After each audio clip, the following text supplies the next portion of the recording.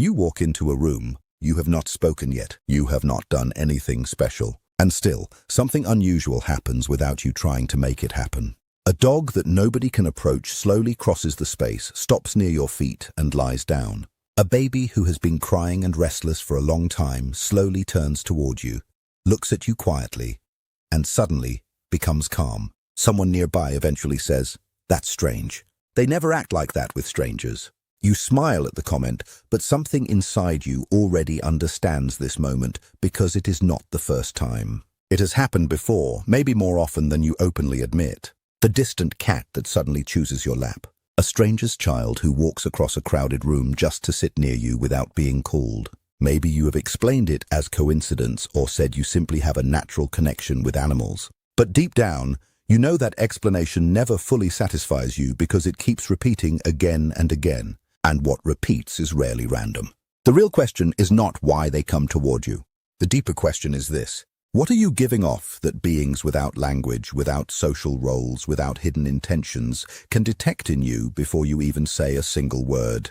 Babies and animals do not understand speech. They do not care about your job, your status, or the image you try to show in public. They read your internal state with a level of precision that most adults slowly lose as they grow older. And whatever they sense in you, that immediate recognition deserves attention. Carl Jung spent many years studying what exists beneath human behavior.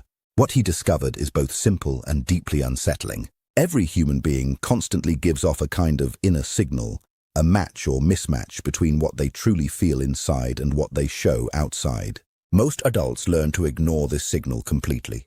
Babies and animals never learn to ignore it. When they move toward you, they are not reacting only to kindness. They are responding to something deeper. They are responding to your inner alignment. And for a nervous system that has not yet been shaped by social pressure, that alignment feels like safety itself. In this video, you begin to understand what these beings are actually sensing in you, why this same quality can sometimes make relationships with adults feel tiring or confusing, and what all of this reveals about your deeper nature. What looks like a small, everyday moment may actually be one of the clearest reflections you ever receive about who you are. The first thing babies and animals notice is not emotion. It is not kindness, not affection, and not even good intention. It is something more basic and harder to define. It is the absence of pressure. Picture a simple situation. A family gathering. An 8-month-old baby is sitting in their mother's arms. Around the table, adults take turns trying to make the baby laugh. They use loud voices, exaggerated expressions, and close attention. The baby tolerates it. Sometimes there is a small smile, but the body stays slightly tense and the eyes keep searching elsewhere.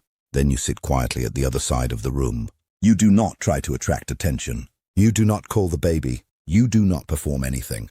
And yet, after a short moment, the baby slowly turns toward you.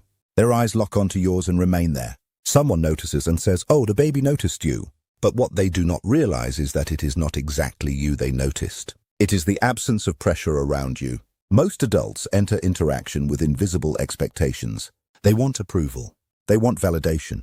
They want to feel accepted and seen. Even when they do not say it, even when they are not fully aware of it, this need creates subtle tension inside the body. You can observe it if you look carefully. It appears in posture, in breathing, in eye direction, in the way a person slightly leans forward without realizing it.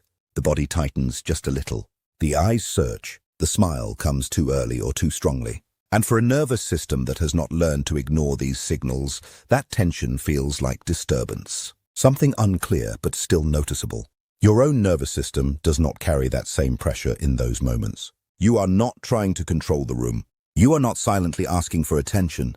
You are not trying to be chosen or approved. You are simply present without needing anything from anyone. And that lack of internal pressure becomes instantly readable to any living being whose survival once depended on sensing danger and safety quickly. It is not that you are actively doing something special. It is that you are not doing what many people do unconsciously all the time. And that difference, invisible to most adults around you, becomes extremely clear to beings whose nervous systems have not been shaped by long years of social conditioning. Jung studied the origin of this split through his work on the social self. What he discovered helps explain why some individuals naturally carry this calm presence, while others, no matter how much they try, cannot fully create it in a convincing way for beings that respond only to truth in the body. We will return to this origin soon because before understanding where this quality comes from, you first need to see what it reveals about your inner structure. There is something many people never truly observe about themselves. Most adults function on two levels at once: what they feel inside and what they show outside. They smile while feeling tired. They agree while feeling resistance. They act interested while feeling disconnected. Over time, this split becomes so normal that it disappears from awareness. But it never truly disappears from the body. You can see it in small details. In the delay between emotion and expression. In the subtle shift of the eyes before a smile appears. In the stiffness of the shoulders during casual conversation. A baby, a dog, or a cat that has lived in a home for years but remains cautious with strangers cannot explain what they sense. But they sense it clearly because their nervous system has never learned to separate truth from performance.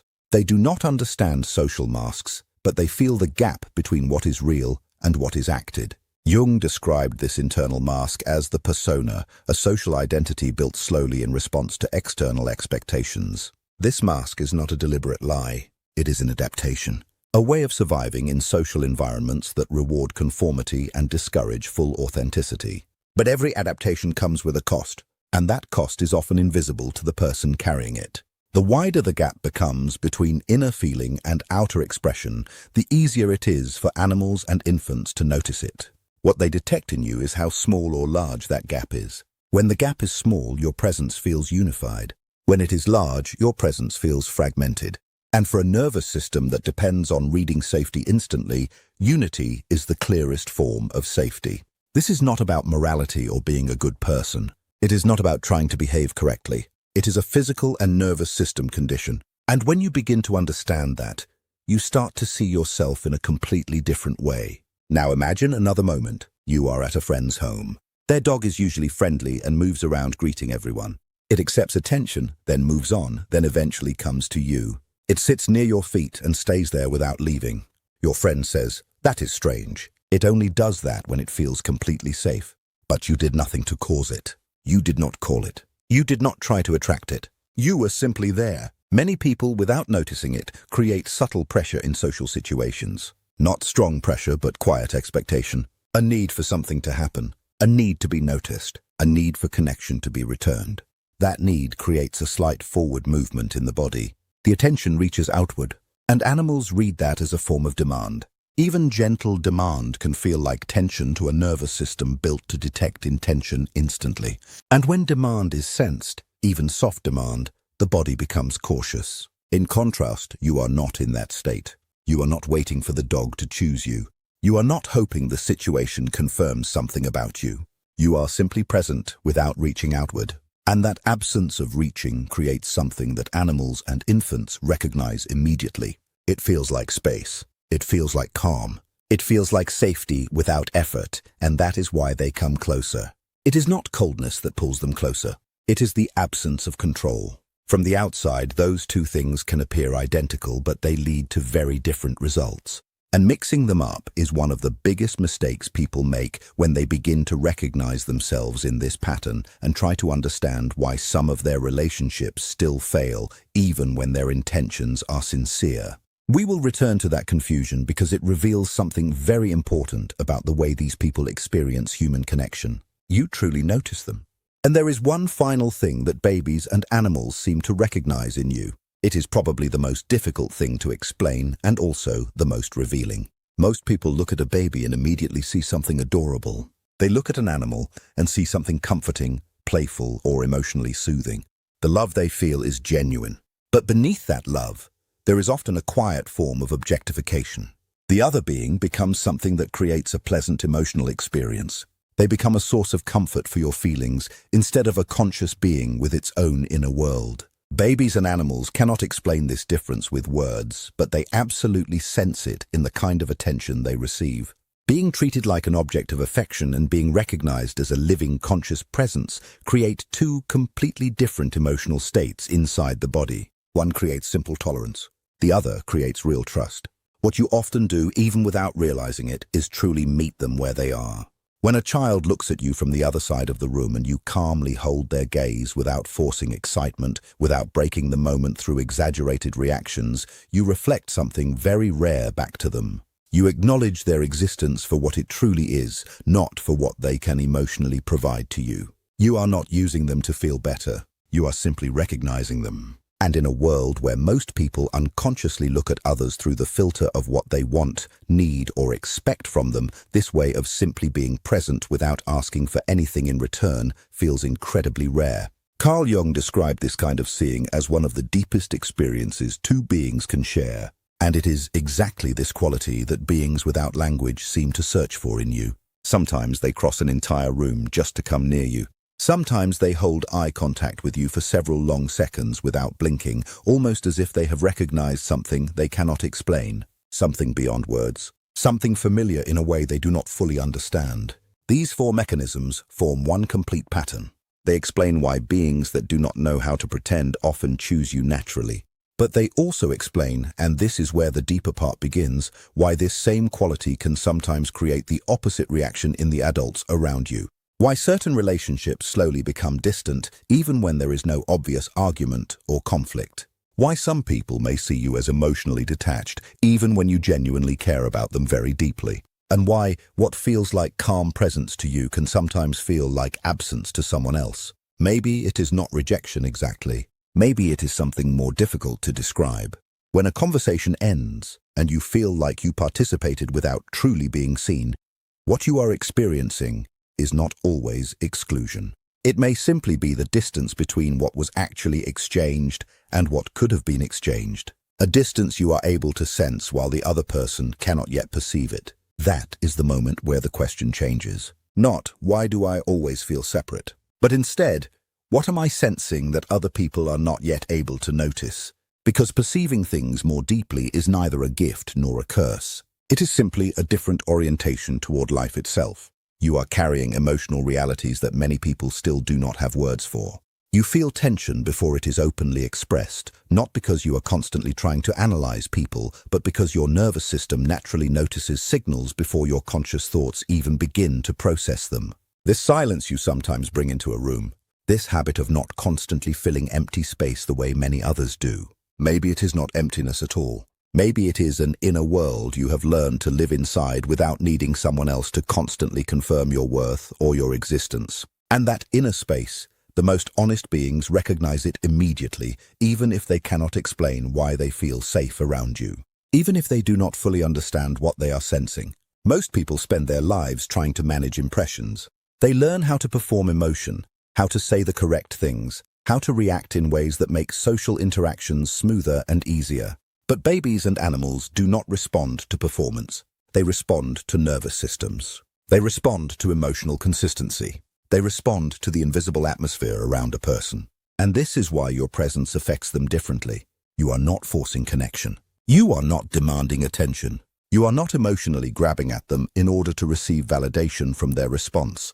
There is space around you, a kind of emotional openness that does not pressure them to become anything other than what they already are. For a child, that can feel deeply calming because children are constantly surrounded by adults trying to shape them, entertain them, control them, or direct their emotions. For an animal, it can feel safe because animals spend their lives reading emotional tension in the people around them. They know when attention comes with hidden pressure behind it. But your way of looking often carries no hidden demand, and that changes everything.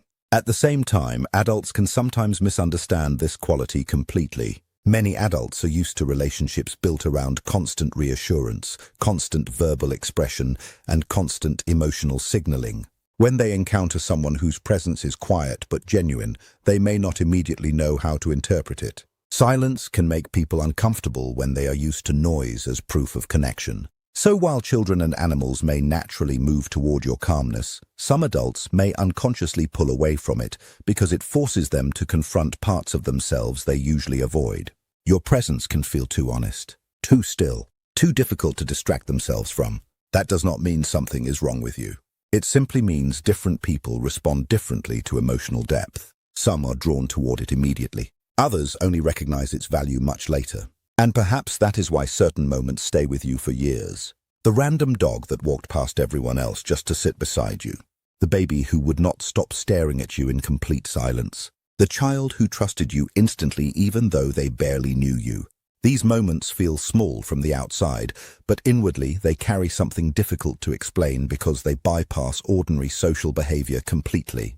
There is no strategy in those moments, no performance, no manipulation, only recognition. And maybe that is why those experiences remain in your memory for such a long time. Because for a brief second, there was no mask between two living beings. No social role, no emotional transaction, just presence meeting presence. Now tell me honestly, has there ever been a moment when a child or an animal chose you in a way you never forgot? What did you feel in that moment? Share your experience in the comments because what you experienced may deeply resonate with someone else who has spent years believing they were completely alone in feeling this way.